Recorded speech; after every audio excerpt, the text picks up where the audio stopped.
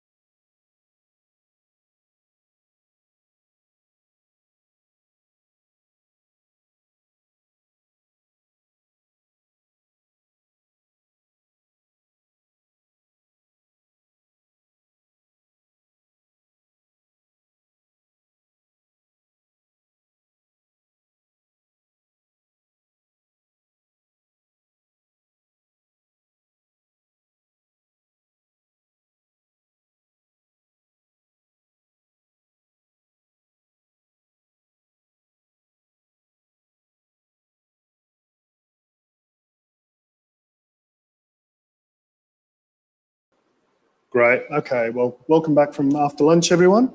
We're going to kick this one off very rapidly since we've already lost some time, and I don't want to block Andrew from more talking. Very quickly, quick housekeeping. We're using the app for questions. You've probably all heard this 1,000 times by now, but please use the app. I'll be moderating. If there's any questions to butt in, I'll do so. So without further ado, here's Andrew Kay to talk about something really nice and simplified, segmentation and preventing ransomware with it rather than being complex. Thanks, Andrew. Yeah, thanks very much, Simon. And thanks everyone for joining live, and obviously those that are on the stream. I'm really excited to have a conversation today around stopping the crippling result of some of the breaches, and often that we see through ransomware with this concept of segmentation or end-to-end segmentation. I'm really proud to represent Illumio, so we're helping organizations go through this process of avoiding the really heavy costs, I guess, if you like, of cybercrime breaches. And we've got a booth out there in the expo space, so come along afterwards if you've got particular questions and have a chat. So I think it's pretty undeniable these days that ransomware is become a really big moneymaker in cybercrime, right? And with the availability of it as platforms as a service, the complications that we've all had of remote workforces, the continuation of COVID conditions and whatnot over the last 12, 18 months, it's had a great opportunity to do a lot of damage. And however, basically any kind of lateral movement within an environment, for whichever nefarious purpose it might be, is something that's concerning security teams. And it's where adversaries are getting really good at leveraging and exploiting elements of implicit trust within that environment. So I think, interestingly, a lot of the time when we're thinking about ransomware, we immediately think of the payments of ransoms and what that might mean for organizations. But a lot of the time, it's often the downtime and the operational business effects of that type of event that actually outweighs the cost of that actual payment that may be made or the financial penalties that might come from that. And when bad guys or whoever they might be kind of break into a network, they're often able, with kind of unfettered access to critical data that you likely have within that environment. And it's all really too real at the moment that a breach could actually kind of really cripple the business that you're in. And so we're going to look at a way of kind of approaching this in perhaps a slightly different manner, not reactive, but proactive, and try and simplify this as much as we can so that we can make the largest gain in helping prevent this from happening. And I think nowadays, as we said, it takes more consideration now than ever, I think, where enterprises are increasingly more and more connected, employees more and more remote, endpoints talking back to the rest of the enterprise through the campus networks. In reality, the breaches that we hear of, and we had one in the last week in the US around pipelines and gas availability in the colonial environment. These damaging breaches these days, they don't start and end with an attacker accessing directly the system of value, or locking or crypto locking a system that is controlling everything within an enterprise. They tend to originate from an entry point of weakness, maybe considered lower risk or by nature has a lower security posture. Maybe devices, IoT through supply chain that I know there are other talks on at OSCED around that. Trusted employee endpoints. And basically the idea is that lateral movement, once they're in the environment, is that opportunity to then either crypto lock and take over systems, or eventually find their way to that system of value and exfiltrate data and monetize it through that particular mechanism.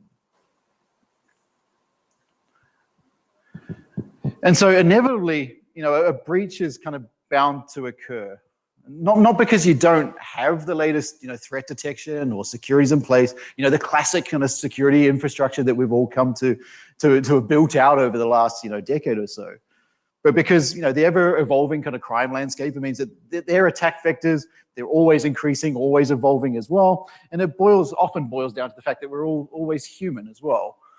So very quickly from that kind of single entry point, a malware breach can then really effectively and really quickly, and this is really one of the really important parts, really quickly find its way across to those critical systems. And the reality is that the more things that we have connected, the less we know about all of those systems, the more likely they're all talking to each other and connected in ways that we're not aware of, the more risk that we actually have. And the result being that if we are under one of these events, and hopefully you haven't experienced one or you won't experience one again, is that they do end up become very crippling when that particular event actually happens.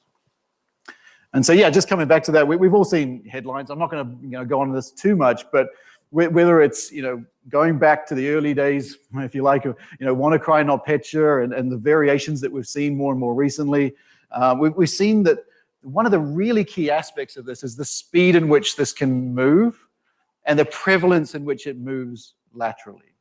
Whether it's seconds or a few minutes to take down global banks or to take down infrastructure at logistics companies, distribution networks, utilities, and critical infrastructure within a particular nation. The wiper malware or the ransomware, all they really need is time. And so needless to say, kind of time is of that essence.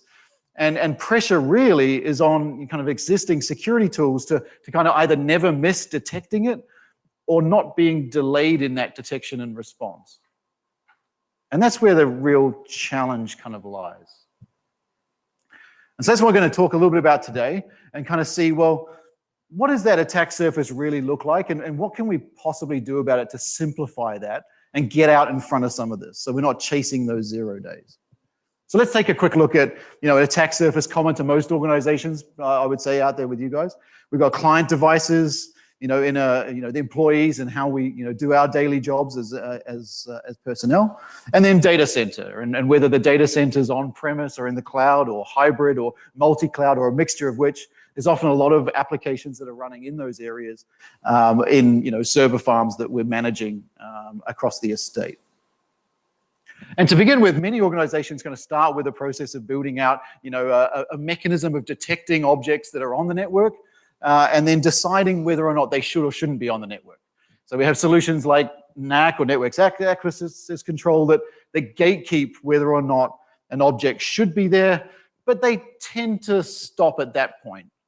A posture check is made and you are identified as a correctly corporate issued device that should be there, and therefore you're allowed on the network, and typically you're placed in an environment that alongside all the other clients that are in that same posture position. So rather than extending that NAC to actually what you're allowed to do when you're on the network, you're basically relying on that implicit trust of the device that's being profiled, the operator of that device, or that shared environment that's being used. And that's where the exploit often starts. And whether it's a phish or a social engineering attack or whatever it might be, that first device, more than likely being used at home during COVID and being brought back into the office and get back onto the systems, it's more than likely that's where a compromise is going to get started. And unfortunately, as we're talking about that time mechanism, this new strain of this new thing that is slightly masking itself from signature detection-based endpoint protection products means that it's going to be able to beat that immediate identification of it being a bad thing. And so those endpoint products tend to revert to behavioral analysis, looking for activity over a period of time that would indicate that a compromise has occurred. And then they would go through that process of, responding, detecting and responding to that on that first machine that was being infected. Now, unfortunately, the malware delivery systems that they're all using, and ransomware uses delivery mechanisms to move their way around, they make the best use of this time. And their goal is obviously to spread far and wide. And unfortunately, with most standard kind of operating systems, Windows that we're running in the client world, there is a lot of opportunity to do so. Potentially many ports left open on these devices that we're running due to the nature of how they sell operating systems. And so that adjacency and the systems that are running inside that environment are going to be able to be accessed typically through that, that trust that you're on the network and you're only going to be operating the way you should. And so those endpoints are then reached and then infected, and the event kind of spreads and continues. We cross over to the data center side, and typically in the past, we focused a lot on kind of perimeter defense and keeping the bad guys out. I think that's a well-known concept that's kind of been debunked recently, but unfortunately, we still tend to be in a position of internal zonal type firewalling, or that impression that if our compute is in a particular internal area, then again, that they're not going to necessarily be able to break that trusted perimeter boundary to make their way through. And if we've got internal devices coming through VPNs or in internal office networks and they're trusted employees doing work, then again, we're relying on that nature of trust and the flat network perhaps that we have running inside that data center or across multiple data centers.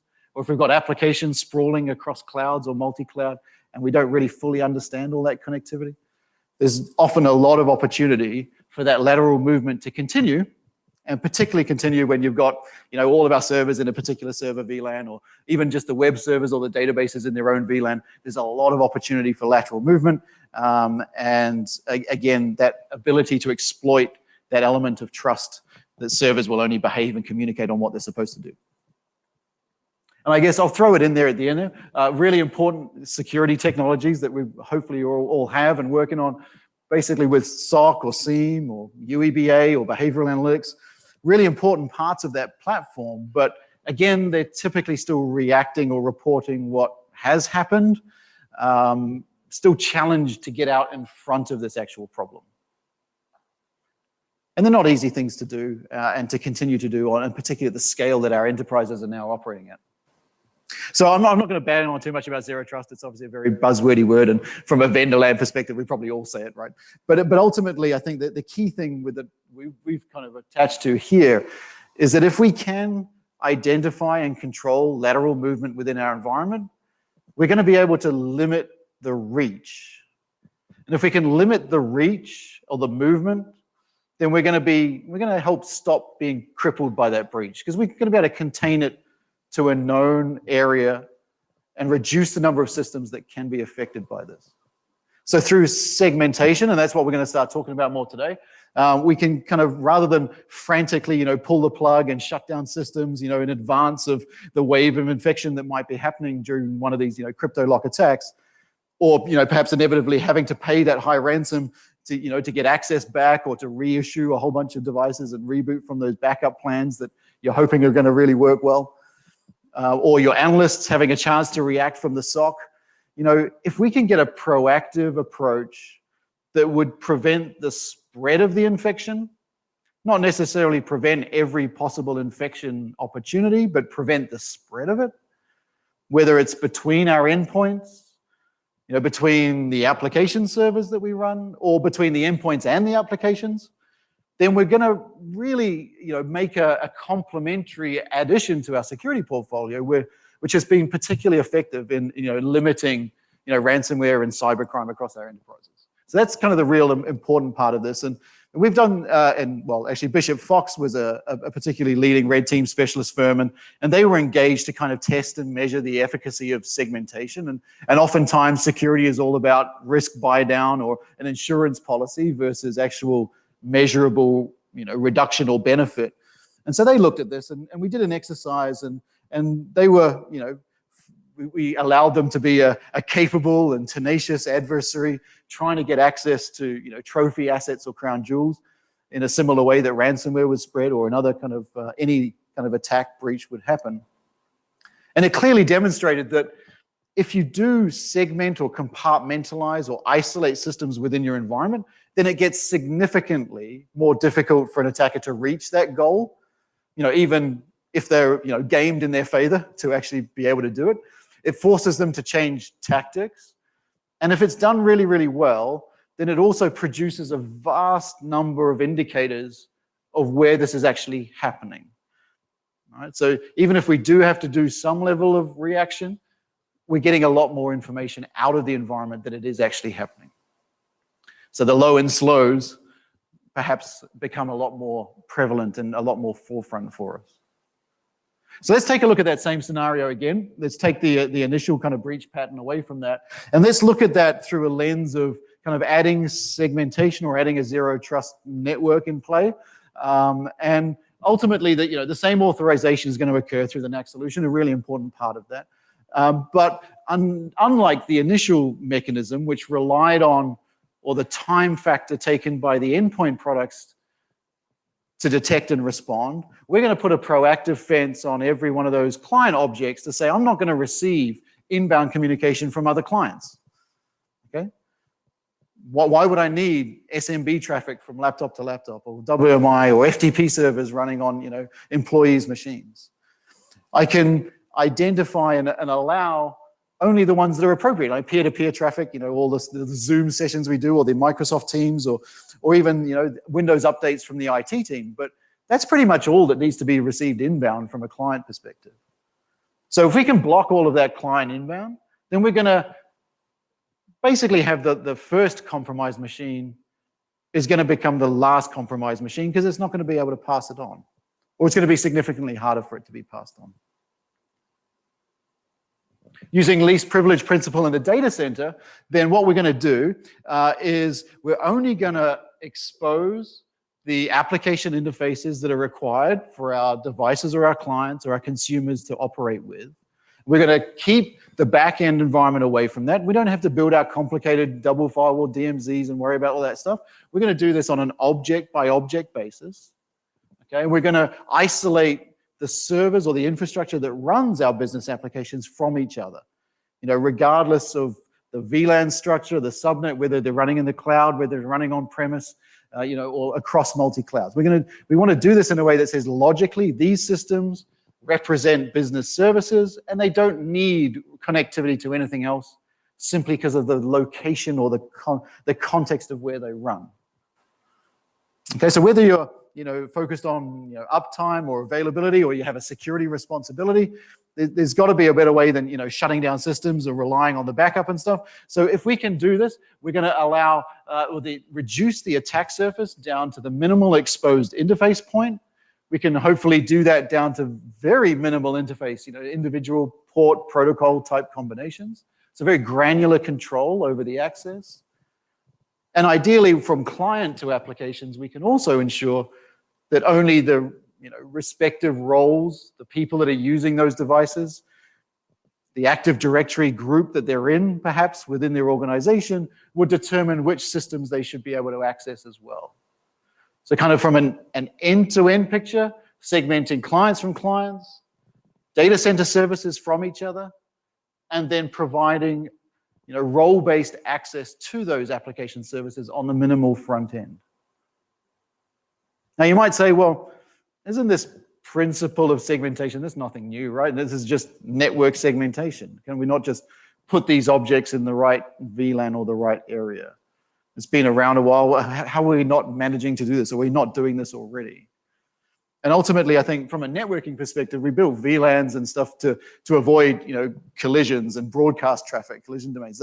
They started to creep into a security lens of a world because maybe that was an opportunity to reduce a scope of traffic within an environment. But when we're talking about services that could be sprawled across country, across clouds, many, many thousands of servers in a lot of cases, it gets really challenging to do this from a networking perspective or the traditional tools that we've been using. So let's just have a quick look at that, and then we'll look at how we can do segmentation in a much more simplified and objective manner. So in the endpoint space, it's quite very different from the data center, right? Traditionally in the endpoint, we've been, focused on preventing an object from either being on the network at all, or detecting inbound threats, typically, from the internet, looking at memory and executable programs, file hashes, disk behavior, and so forth. And so they tend to become, very internally focused. Point-in-time detection, a database lookup of bad known signatures, or resulting, as we said, into kind of behavioral analysis, waiting for something or a set of things that are going to happen that would identify a threat.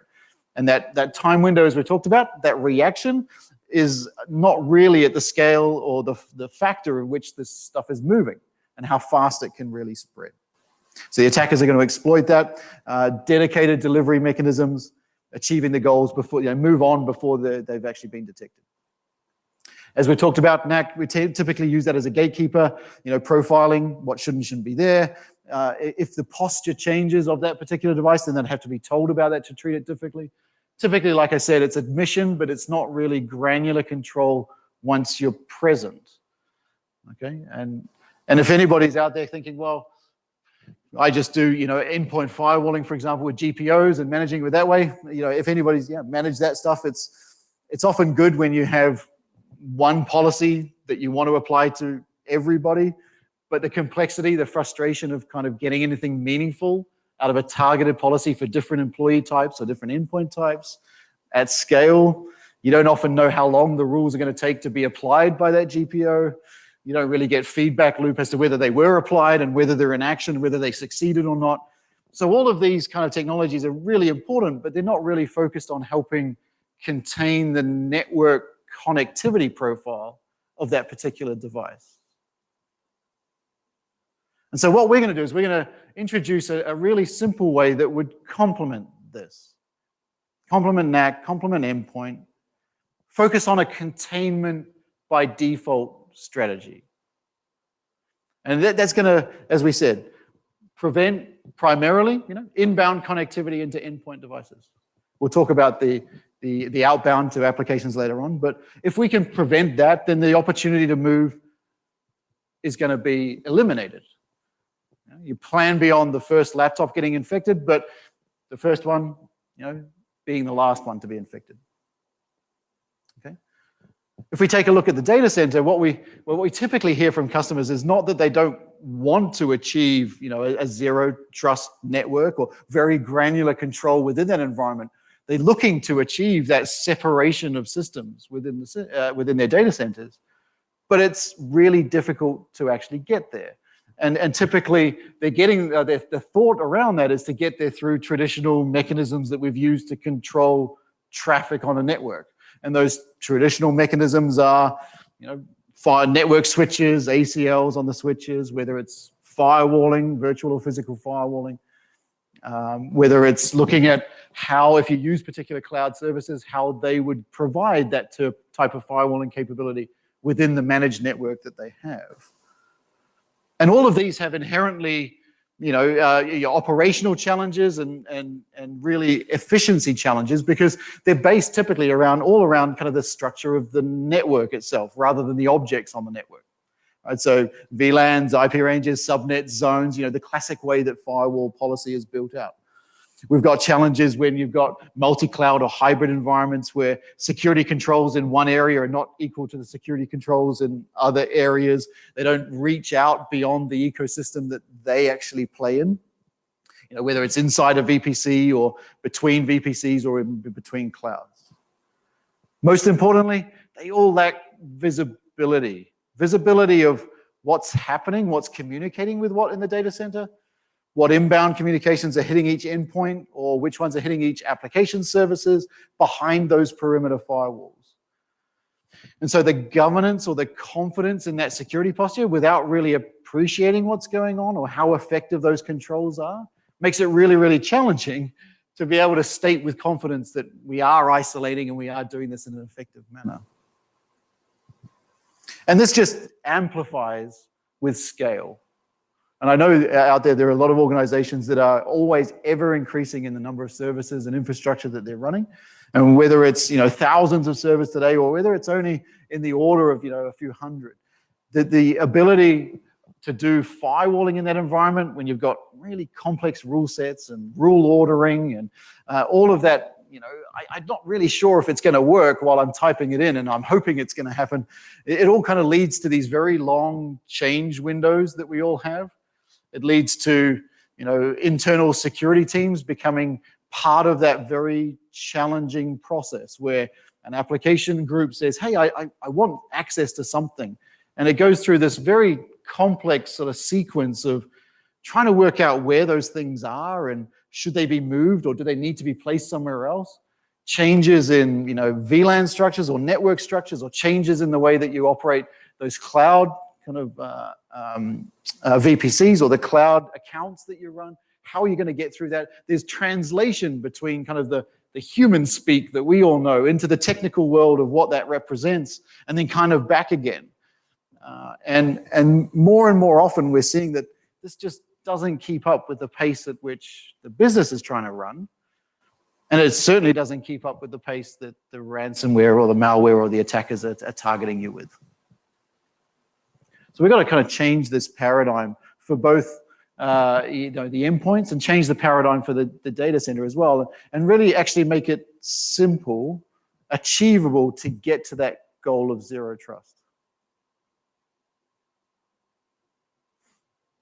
Okay, so if we're going to look at segmenting our environment, across all of our estate, and I'm sure you guys are thinking what you guys run and how you run it, or what you may want to run tomorrow in terms of how you make IT decisions or infrastructure decisions, regardless of all those network fabric choices, regardless of the cloud that you happen to use today, we want to give visibility to the DevOps teams, the network, the SecOps teams, ultimately the security or the governance teams, to ensure that they have confidence that we're going to inhibit the reach of malware or ransomware from spreading. Okay? And we're going to need a new security model to kind of achieve that. We need a new simplified way. We need a way that's agnostic from the network. We need a way that's independent from those decisions that we're making on how we run the compute, because otherwise we're just going to be locked into them, and we're going to go through that same struggled process of getting change to happen. So one thing it does is it starts that new model. It starts with decoupling the security element away from the fabric of our environment.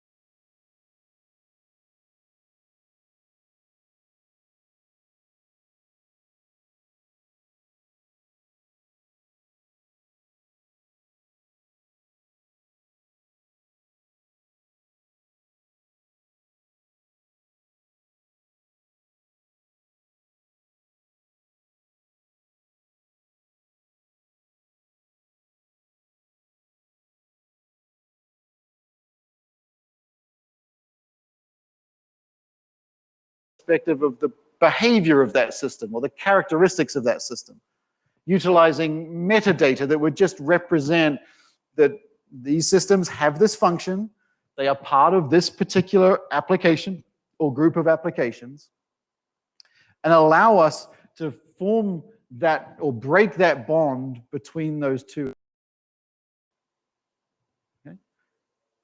Ultimately, under the hood, we're still going to need to do traffic control. So there's still going to be an element of firewalling, if you like, or the ability to limit who can talk to whom. But as operators, we don't want to have to deal with all of that complexity in achieving it.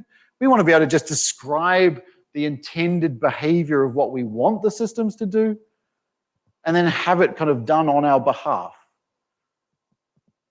And to our theme of OSCERT this year around soaring and automation and orchestration, it's not about kind of introducing ML and heuristics and wonderful AI, that sort of automation. It's about allowing you to run a platform that would adapt to change in your environment without you having to make changes yourself. About introducing that security policy, regardless of where stuff runs, in a fashion that doesn't mean it's taking up all of your time and dedicated firewall teams and security teams. So how can we go about looking at this? And we've had some, and the synopsis of this talk introduced like a few customer names around how they've done it. But I wanted to kind of look at some simple ways at which we can start to build security into our infrastructure by default, rather than it coming to it after the fact. We look at the various aspects of automation and the various aspects of the way that we could simplify that policy to make it achievable across all of those different goals. So one of the first things that we can do, if you do have teams that are driving infrastructure, requesting it through self-service kind of provisioning mechanisms, in the public cloud, there's many of those different ways that you might be operating with how they order infrastructure for new services. But ultimately, we'd want to get to a goal where an application team orders infrastructure where the security profile or the connectivity profile of those servers is baked into that process. So that when it spins up, it comes up secure by default. So how are we going to go about doing that? Well, we can start off by embedding the control or actually orchestrating, activating the control within the infrastructure itself. If we can get each object on the network activated, acting as a firewall appropriately, acting as a sensor to alert us to when this movement and the spread occurs, then we can be independent of the environment. We can be independent of whether it's on-prem, Cisco, Juniper network, whether it's a cloud provider of any particular choice. And that's pretty easy to do because that's just software running in the images of how we boot up our infrastructure. Part of the golden image, part of the Ansible, the Chef, the Terraform, the CloudFormation script, whatever it might be, we're going to bring that control or activate that control during that startup process. We can bring to that process initial security constraints that make sure that that infrastructure, as soon as it goes live, cannot immediately interact with anything else within that particular VLAN that it's spun up in or within that particular VPC that it arrives in. So we're starting off with minimal connectivity. It's going to need things like NTP and DNS and Active Directory and all that kind of core servicey stuff.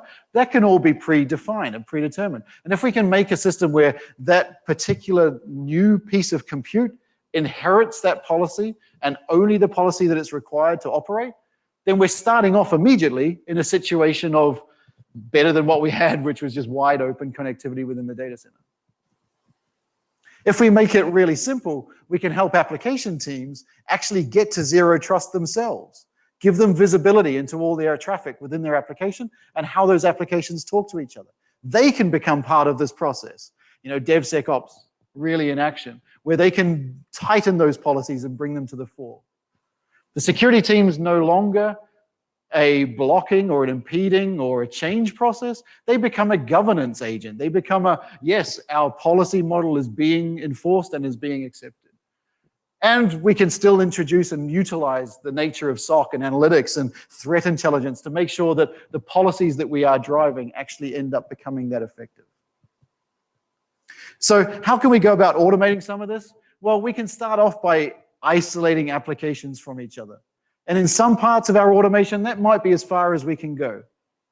But we might also want to get to role-based, where we're saying web tiers separated from middleware, separated from database, where we can even get down to process level. We want to be able to do this in a really simplified fashion, and in that automated stream where application owners can become part of that decision process. We want general security constraints.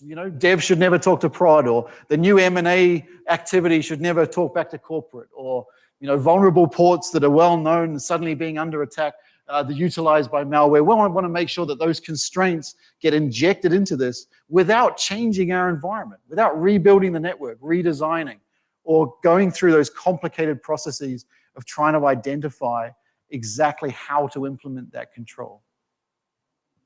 And this is what it's going to mean to get simplified segmentation. If we can prevent systems like this from talking to each other, we're going to prevent that spread in the data center. So we're coming a little bit close up on time. So what I'm going to do is just skip ahead a little bit so we get some Q&A. We started a little bit late. But ultimately, here's a few really important aspects to actually make this achievable. Simplify it, by attaching and focusing on the workload, not focusing on the network, not focusing on the environment. If we can apply policy in a consistent manner, whether it's physical, virtual, containerized applications, the behavior of those systems is the important thing, not the form factor or where it's running. And that's the key to really simplifying policy. Focus on the workload to achieve it. In a zero trust world, we'd want to be able to build policy that reflects what should be allowed, approve connectivity that should be allowed, rather than focusing on all the things that we don't want to happen. And we don't want to be hampered by the complexities of should and shouldn't, all arranged or lined up or ordered together. So we want allow list type policy, but with an ability to enforce those general constraints so that we can get to enforcement from minute one. We can stand up systems that are already secured by default. And in the case where we have brownfield, and we have, a level of requirement to understand what's happening with those existing systems, we need a way to be able to visualize, map out, identify those connections, and give you a way to safely enforce that policy. So I'm coming up on time. I know there's some Q&A I think that Simon's got from the window there. So we're going to take some of that. We don't actually have any questions coming in through the app unless anyone's put something in yet. Does anyone in the room have any questions? Just because we're running quite short on time. Nobody? Do you mind if I throw you one? Yeah, please do. You put in there sort of natural language process, Yeah. And policy, because often policy is something that's written half with lawyers involved, at the top end, and security people have to then implement that. So Yes. how's that joining up? How natural is that language, or does everybody need some training, in order to understand this interface, to match it up and do that actual governance role? I think the most important thing there is that you shouldn't need to have to translate a desire to the technical implementation. So when we talk about policy, we would think, if we sat around a conference table and said, how should the web servers in application X in the production environment talk to the database servers in that application, in that environment? That's how we should end up writing policy when it comes to network connectivity. So we want to use the language and the characteristics of those systems, and then allow software, allow engines, compute that's not human infallible, to turn that into IP address-based firewall rules. So it's not necessarily really high up in terms of the executive policy level, but it is certainly taking the desired behavior of a system in the way that we would talk about it. So is there a reference guide of language to use and stuff so you can match it up easily? Absolutely. I think humans tend to think in 3, maybe 4 dimensions if you throw time in there, right? So Illumio kind of takes this perspective of describing systems in 4 ways and then use those 4 properties in a multi-dimensional fashion to build out that policy. So it's structured, but it's flexible to describe how you would approach those systems. And I think that's a really important part of the whole process. Yeah. Well, in interest of the stream, which we'll be cutting off quite hard right now, thank you very much for your talk. Everyone, thank you. Thank you very much, Simon. Yeah, for those that are interested, please come and see us at the expo booth afterwards. Andrew will be around for a few minutes, I'm sure. And I will, yeah. And we kick off the next bit of the stream in 5 minutes at 5 past. Thanks.